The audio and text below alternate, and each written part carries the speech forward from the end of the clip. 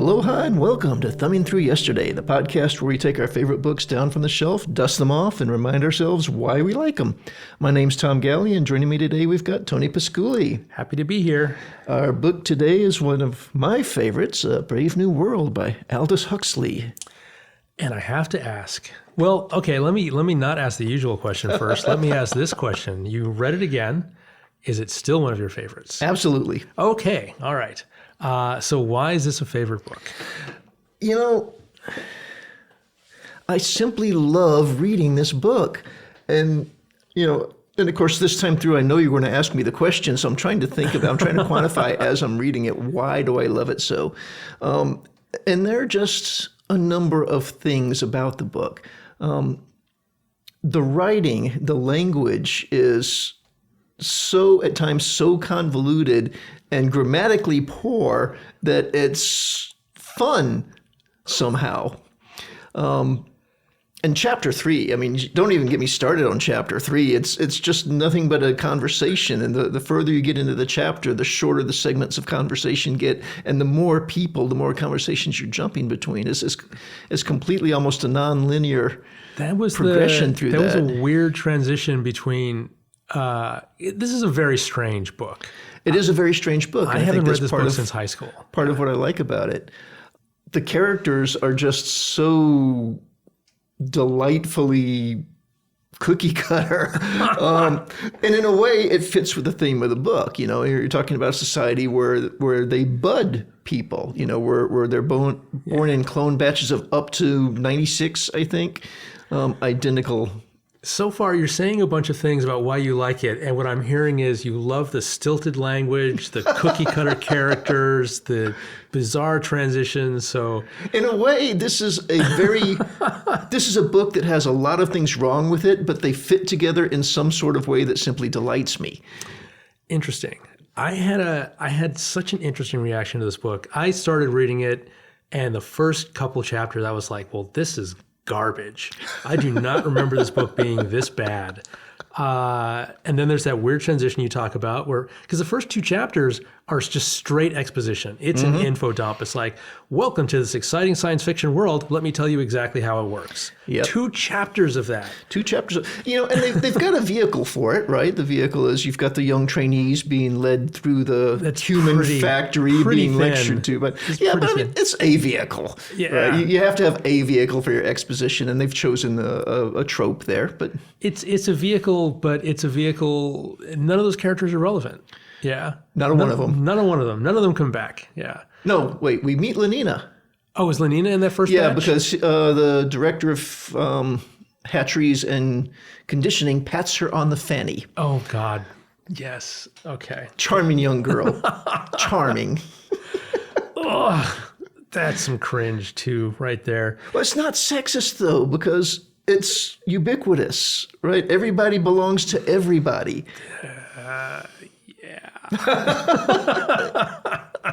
Yeah, you're right. I mean, to read that, there's a cringeworthy moment there but I mean, as you get into the book, promiscuity is society, right? It's encouraged. Absolutely. As childhood, they have erotic play in children running around naked in the playground.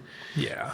If you're gonna create a dystopia, and they do this, the first thing you want to do is destroy the family unit, and they go right at it hard. Yeah. Yeah. And I question, I mean, for us reading it, it certainly is a dystopia, but for the people living there, with the notable exceptions of who end up being lead characters, I think it actually is a utopia. Well, okay. So we're getting into this sooner than I wanted to, but well, we can pause. But, no, you brought it up. Here's the thing. So I initially hated the book at the beginning. I didn't like the exposition, didn't like the transition. We do finally get into, yes, we're going to explore these ideas through characters and character interaction rather than just like being lectured to. That's more interesting. But as you say, the characters are pretty one-dimensional by design. By design. But that doesn't let them off the hook. And then we get a weird segue into the Savage Reservation. And we shift protagonists for a bit. And then we get a resolution, which is mostly more info dump. But by the time we get back to that second info dump, I fucking love it. I love it. The last quarter of the book maybe, is so good. And I wonder if Huxley is being double subversive here. I mean, because the surface interpretation is he's looking at this utopia, which we perceive as a dystopia, because we see elements of our own society reflected in it, the ways in which we have automated and mechanized parts of our society, turned human beings into interchangeable parts. The horror, yeah. But then the guy at the end is making so much sense. And I'm wondering, was Huxley actually trying to say the first thing, or was he actually trying to say, yeah, you think this is true, but actually no, it's good. And I have led you here, and now here you are. Haha, deal with that. Yeah. I don't know. I can't speak to that. He wrote Brave New World Revisited, which is a collection of essays about Brave New World. And I have tried to read that a few times, and I failed each time I've undertaken it. It's just too dry. There's, and it's a discourse. It's like an academic paper. Yeah. And it has none of the anything that's in the novel, It's like reading the Martian Engineer's Handbook. Oh no. Yeah. It just there's no joy there. I think I have that book. I think it's on my shelf somewhere, but I don't think I ever read it. Yeah. Yeah, I attempted to. He's not much of a writer. I remember trying to read The Doors of Perception also. And yeah, he's not a wordsmith. He just isn't. But he is a guy who had some interesting ideas. But coming back to Brave New World, I see, and again, I have a list of dystopian books that I read every few years, and both this and 1984 are on them. And I see a lot of parallels between 1984 and this, but they're flip sides of the same coin. Right. In 1984, the party has ultimate power, and they maintain power by acknowledging we're evil and we're fine being evil, and we will continue to oppress and grind everyone down because we're evil. Yeah. And this is good. We're fine with it. Yeah. And the result is you have a society that functions, and you've got characters that tend to do okay, and then you've got characters who, they stick out and they get in trouble. But 1984 is different than this, and there's a lot more suffering that no one is genuinely happy the way a lot of people are. Right, but this is the flip side. I mean, in Brave New World, we've actually, rather than trying to coerce people into behavior, we have engineered people only capable of the desired behavior. And, at the same, you've still got a ruling party, a ruling class, but nobody's complaining, or very, very, very few people are complaining. There's no impetus for any sort of change or revolution. And even when the savage comes along and tries to stir that up, tries to ignite the flames of revolution, that does not go over well. Nobody wants to be liberated. They can't want to be liberated. And the savage, as he's called in the book, he's so unsuccessful and so wrong in his beliefs, I think. Oh, gosh. It was why I give Huxley possible credit for a double subversion here, because normally, I mean, like Winston Smith, we're supposed to empathize with him and root for him, and he gets crushed like a bug anyway, and that's the tragedy of 1984. When this guy gets crushed like a bug, it's like, well, duh. Yeah. It was inevitable. He couldn't. And not only was it inevitable, escape. It's good because he wasn't going to make anybody happier. He was going to drag everyone down to his level of misery. Yeah. Now, he's a bizarre character. He really is. We get young lady gets separated while she's in a savage reservation. Sidebar. Yeah. The reason savage reservations exist is that it's simply not economically viable to take over the land. Correct.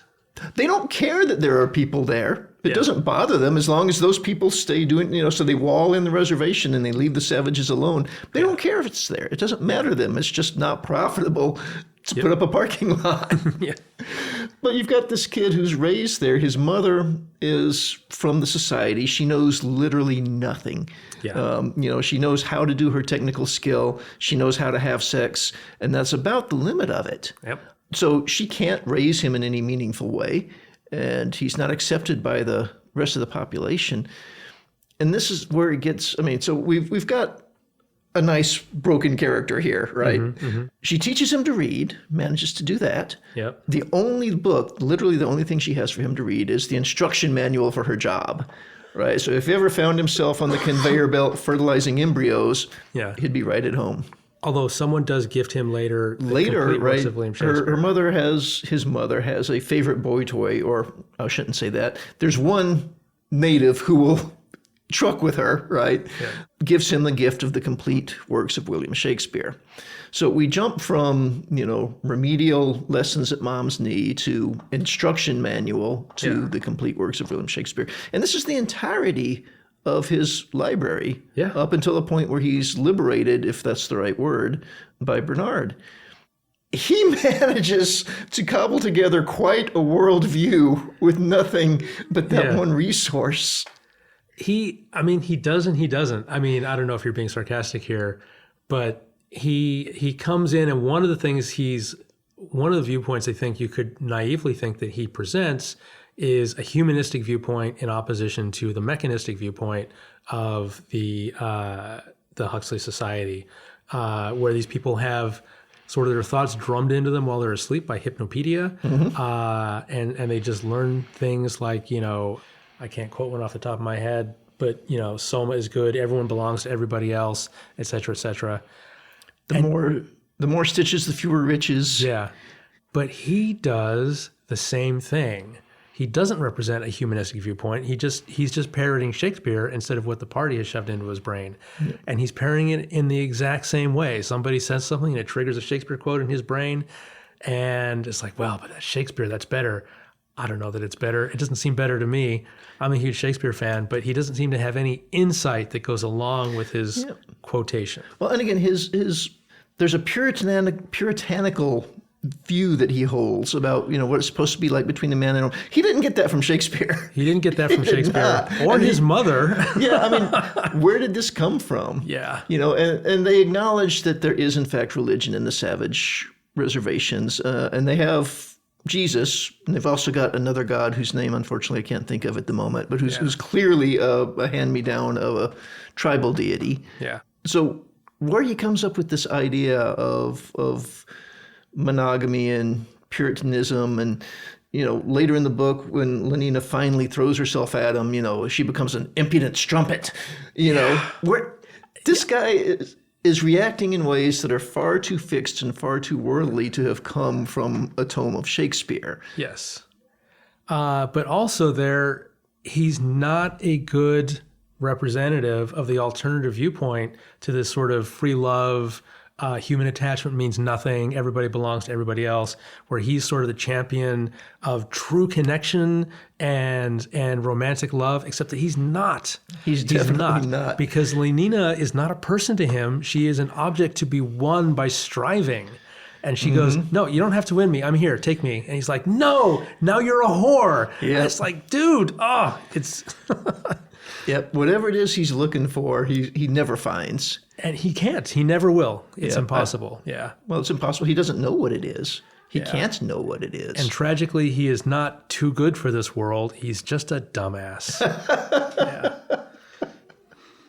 I don't disagree with that at all. I really don't. He completely fails to adapt in any meaningful way. He completely fails to understand what it is he's up against. You're right. He is the same as they are. It's just he was forged in a different crucible. Yeah. Well, he was forged in a crucible, and they were grown in a loving, nurturous. They make a point. The director of hatching and conditioning. I have such a hard time remembering DHC.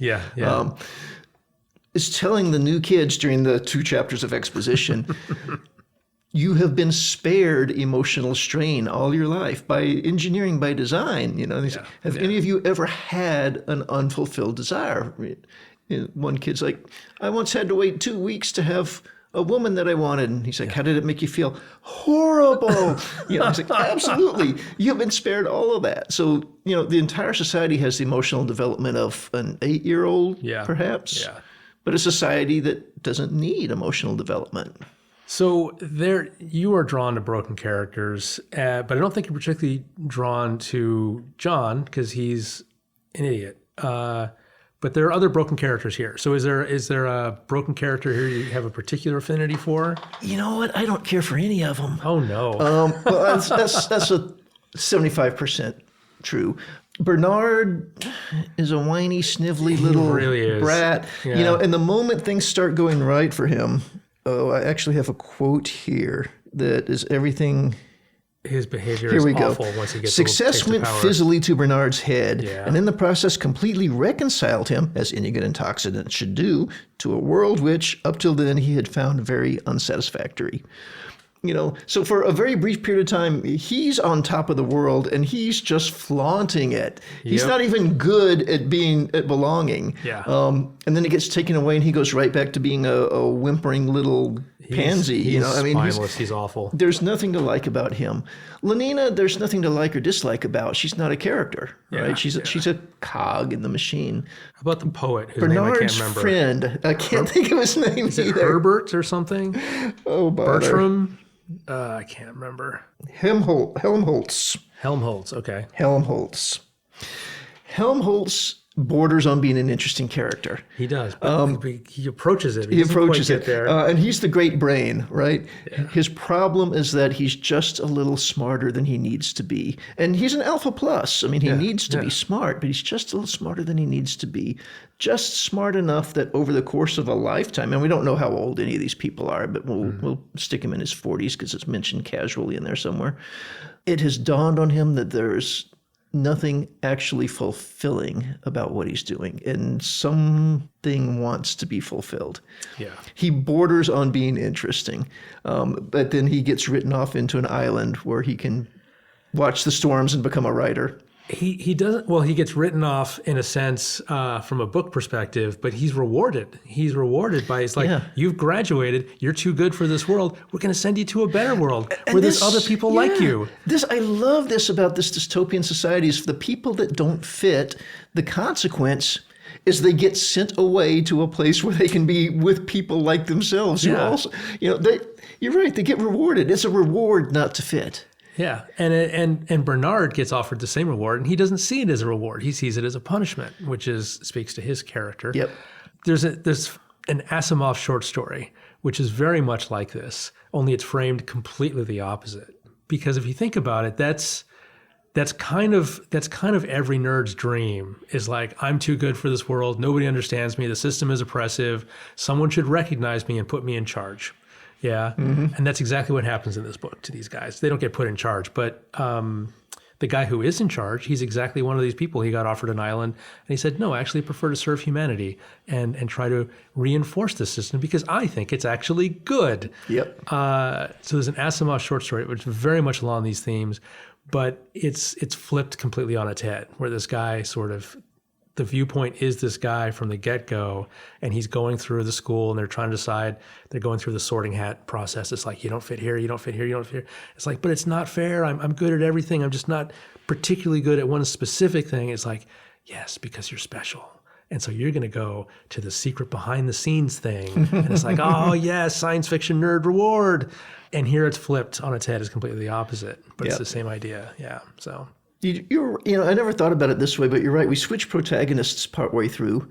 Not that we really have a strong protagonist at any point. We have lenses through which we get to see events unfold. Yeah. That was I never consciously thought that. Because for a while it was all Bernard, and then it was all the Savage. It's actually, is Bernard our first protagonist? I thought Lenina is our first she's our first POV character. She is. Yeah. Yeah. And Bernard is like one of her, side piece, sort of something she's considering. And we actually switch over to his POV, which is kind of interesting. And we stick with him for a while, but then we switch to John for a long time. He and John have a similarity in that they both do not subscribe to this everyone belongs to everyone philosophy. Yes. Now, Bernard has made some sort of a faux peace with it because he goes every 2 weeks and participates in the civic orgy, which, how could you not love a society that has a bi-weekly civic orgy? Nothing but good things going there. But somehow he's made it through, his 3 years of sleep training and his young adulthood as a functioning member of the society, and has managed to craft this not promiscuous attitude about sexuality and relationships. Yeah. And that might have actually been fun to explore, but we didn't. I think again, this is a weakness of Bernard. Not as a character. I think he's deliberately presented this way, but I also think it's a common nerd trap that he rails against a society where he can't have the woman he wants exclusively to himself. But I think as soon as he gets a little bit of power, he's not as invested in that. He could have as many women as he wants, and he avails himself of that, and he enjoys it. Yes. So it's his lack of ability to thrive that he's railing at, and not the society or the injustice at all. He just takes the one for the other. Yeah, I don't think I highlighted it, but there's a quote in there. He's listening to two of his coworkers talk about Lenina. Mm-hmm. You should try her. She's wonderfully pneumatic. And by the way, wonderfully pneumatic. Pneumatic. Pneumatic oh my is, God. I guess we're free to fill in the blanks on how we interpret that as a positive quality. But, and the other man who's like a director or supervisor is like, I can't see how it is I haven't had her. I certainly shall at the first opportunity. Yeah. And Bernard's over there sneering at them, treating her like meat. She treats herself like meat. But again, when he's given the opportunity, he jumps into the meat market. He likes this meat idea. Yes. Yeah. Wonderfully pneumatic. Charming, simply charming. It's an amazing book. I'm glad it exists. I'm glad I read it. I can't help but wonder if these ideas were thrust into the hands of a better writer, what they could make of them. Well, I like to think that it has to be deliberate.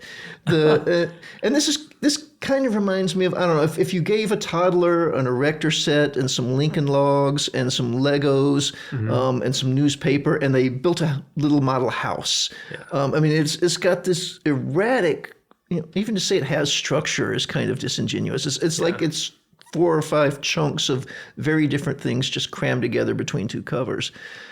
And again, some of the writing, and particularly the descriptors are just, you'll have 7 comma phrases in a row, and some of it is incorrect grammar. Some of it is simply bad grammar, wouldn't pass a 101 class. It's got to be by design. It's got to be. It could be. And again, I don't know how much credence to give Huxley here. Is he playing, 4-dimensional chess, or is he just grasping at something which is just outside of his reach? And yet his ambition is so great that what he does manage to put on the page is worthwhile, or whether he's elaborately constructed this thing to lead us down a particular path where we at first kind of buy in and then reject and then are sucker punched at the end. I don't know. I'll give him all the credence. Okay. I really do. Because it's, as we're sitting here talking about it, I don't care about the people in this novel. I really don't. And yet I love this novel. I really enjoy it. I really enjoy what it has to say, but it's not because of the characters in it. Yeah. I'll say this for it. I love science fiction for the ideas. I think that's what science fiction originally was a way to capture just incredible ideas. It's the literature of ideas. And I think contemporary science fiction has sort of taken a turn where it's more like conventional literature, and a lot of that gets left to the side, mm-hmm. and people just sort of, they borrow a science fiction trope to express whatever particular relationship conundrum they want to deal with. This is a book that is heavy with ideas, and those ideas are fascinating. And normally when I read fiction, I just look to read it and enjoy it. And I read nonfiction, it just sets my brain buzzing, and I want to go take notes and think about things and do things. And this reads much more like nonfiction to me. It has that same sort of effect on me. It's exciting to read. So just flipping through my notes here, I highlighted a single word in chapter 11, patchouli. I'm so disappointed that patchouli continues to exist in the future. There's a lot of surprises for how well developed this society is, that they still have manual birth control. It's like, why did they not deal with that? Now, the idea of the free martins, I thought, and again, this is just fantastic social engineering, right? So something like 70% of what would have been female are, in the last month or so of their embryonic development, they're treated in such a way that they become sterile. Yeah. They unfortunately tend to grow beards on occasion, but they call them free martins. Yes. But the others, that are fertile. They're given Malthusian belts. They're Malthusian Malthusian drills. It's so wonderfully clumsily 1950s science fiction. Malthusian belts. And I mean, you're right. They certainly could have come up with something that was more automated, or I don't think that would have been much of a stretch of imagination. But in a way, it's also kind of fun to see it's just an integral part of their life. You know, the fact that everyone belongs to everyone, that you're going to be having sex anytime with anyone, that it's part of your daily routine that you do. I think that's why Huxley does it. Yeah. He wants to make it overt. If he just addresses it in the beginning, it's like, yeah, and then they've got, birth control built in from birth. Then it ceases to become an issue. But if everybody goes on every single date wearing their visibly wearing their contraceptives, then and talking about them, it's like, Fanny was envying Lenina's new Malthusian belt. Yes. Hers she had for Simply Ages. Simply Ages was like 3 months. Oh, and I love that. Consumerism is engineered into them as well. Yeah. During their what's the word? Sleep training, hypnopedia. The hypnopedic training that they go through. Part of that is to make them consumers. Yeah. And then they talk about creating new toys. Once upon a time, people could play outside with nothing more than a bat and a ball and maybe some rope or a net. So now you can't get a new toy approved unless it uses at least as much equipment as the most complicated toy currently in existence. This is my favorite sentence in the book. You can't play electromagnetic golf according to the rules of centrifugal bumble puppy. Centrifugal bumble puppy. It's like, and you don't get the definitions of these games, but you just hear from hearing the names of these games that they're wildly complex and involve tons of equipment. Yep. Yeah, that's like, Calvin ball for dystopia. Centrifugal bumble puppy, if I remember correctly, there's a column. And you throw a ball into the top of the column. Inside the column, there's a spinning centrifuge, and there are holes at random spots, so you don't know where the ball is going to pop out. So that's part of it anyway. I did have a couple of other sentences that I highlighted. I've kind of been ragging on Huxley's writing a little bit, maybe unfairly, but there are a couple of sentences that I just love. He's talking about a storm, and he has thunder in A flat major, which I just love. And then this little gem, words can be like X-rays if you use them properly. They'll go through anything. Yes, that is our writer friend who feels like he has something, should have something more. Yeah. Oh, and this little, he's got quite a bit of poetry in here, most of which I hate. But this one hypnopedic jingle, hug me till you drug me, honey. Kiss me till I'm in a coma. But this is a tribute to Soma. Right? Yeah. Which, again, society has gotten together and manufactured the perfect drug, something that gives you everything a drug user wants with none of the deleterious effects. Yeah. Hug me till you drug me, honey. Kiss me till I'm in a coma. Hug me, honey. Snuggly bunny. Love's as good as Soma. Yeah, that's just, that is spot on. Every once in a while. Yep. I'm trying to find just an example of the writing that's so bad it's good. In the opening paragraphs, well, this will do. This is the opening of the second paragraph, actually. The enormous room on the ground floor faced towards the north. Cold for all the summer beyond the panes, for all the tropical heat of the room itself, a harsh thin light glared through the windows, hungrily seeking some draped lay figure, some pallid shape of academic gooseflesh, but finding only the glass and nickel and bleakly shining porcelain of laboratory. Ugh, it's horrible, isn't it? And yet it's, to me at any rate, it's captivating. It is so ham-handed. I mean, this is up there with It Was a Dark and Stormy Night for me. I just adore that. You adore that. Why do you adore that? I don't know. It doesn't make any sense to me. How old were you when you first read this book? The first time I read this book was in high school. And at the time I was in high school, I did not appreciate it. Interesting. When did you first appreciate it? That was such a logical follow-up question. I can't believe I've never thought to ask. I don't know. I don't know why I ever picked it up a second time. Because I remember in high school really struggling with this book. And right now, earlier I talked about Chapter 3, what a delight Chapter 3 is. Chapter 3 nearly broke my teenage brain. Trying to make it through Chapter 3 was just painful. I remember that being an issue because, it was part of a class and there were quizzes. And if I didn't make it through the chapter, I couldn't, survive the quiz, much less know what came next. But I don't know when I picked it up again. And I don't know what switch had flipped in my brain that made me see it very differently. But Interesting. yeah. I think it was kind of a catalyst moment, though, whatever it was that drove me to pick that up. And I had such a different experience that for a period of time, I went back deliberately and revisited things that I had been exposed to in school and not liked. Ah, that's interesting. That's good. I like that. I don't think anything else emerged. I don't think I found another Jim doing that, but at least I did revisit some things that I wasn't likely to. This is my second time reading this book. And it was a complete revelation. I thought I knew this book, and it was a surprise to me on nearly every single page. I was like, whoa, wow, what? Good surprise and bad surprise, sort of in turns. Well, bad and then good. Yeah, I read it, and I think I just quickly assimilated the sort of, the cultural tropes that we all kind of like, the ranks and the soma and dystopia and sort of mechanistic human society bad. And that's about as far as I went with that. And I think I read it maybe in grade school. I remember reading Fahrenheit This seems like an 451 awfully advanced grade school. Yeah. Well, it wasn't for a class. It's just on my own. Yeah, I of was course. reading a lot of but science fiction on my own at the time. It was on the shelf between the robots and the ray guns where nobody was paying attention. Absolutely, yeah. And so it probably just a lot of it went over my head. And I kind of, never picked it up again, never revisited. And so, this has been incredible to revisit. So, Well, good. Yeah. You said earlier you had a ton of questions for me. Did you hit all of those? What?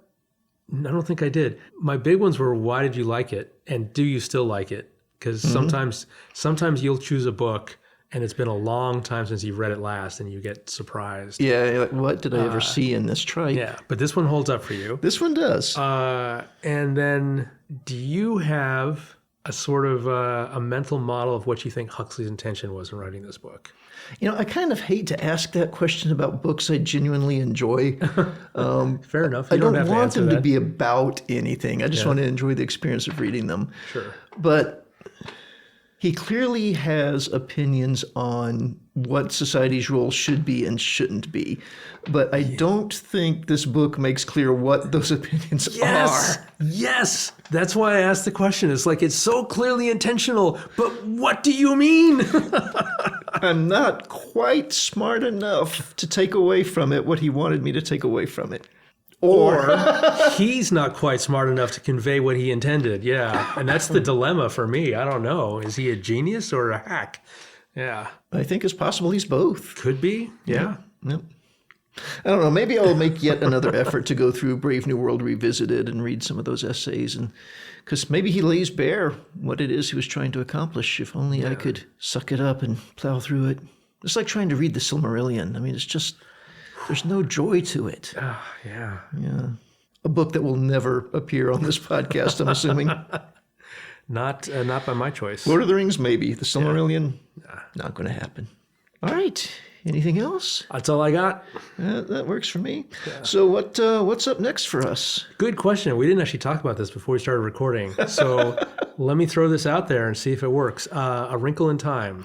That's actually one of my contenders for an upcoming episode. So I would love to revisit that. Let's do A Wrinkle in Time. A Wrinkle in Time it is. All right. See you in 2 weeks. See you in 2 weeks.